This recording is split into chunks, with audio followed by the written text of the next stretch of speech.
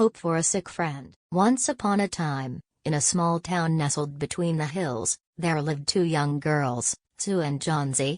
They were both artists, and they shared a tiny studio apartment on the top floor of an old brick building.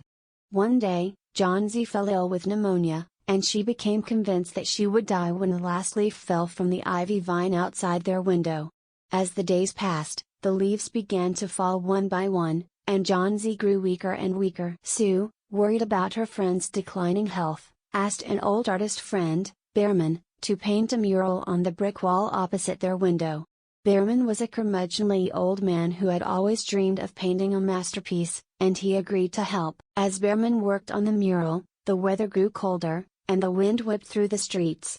Sue watched as Johnsy grew weaker and weaker, counting the leaves as they fell from the ivy vine. Finally, only one leaf remained. That night, a fierce storm raged through the town, and Sue feared that the last leaf would fall. She rushed to Johnsy's bedside, but her friend was barely conscious.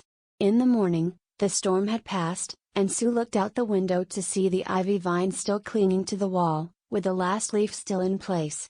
Johnsy slowly regained her strength, and Sue revealed the secret of the mural to her friend. Behrman had painted a lifelike leaf on the wall opposite their window, and the illusion had convinced Johnsy that there was still hope. The two friends were overjoyed, and they thanked Behrman for his kindness. However, Behrman fell ill soon after, and he passed away before he could paint his masterpiece. Years later, Sue and Johnsy looked back on their time in the tiny studio apartment with fondness, and they remembered the last leaf that had brought them hope and healing during a difficult time.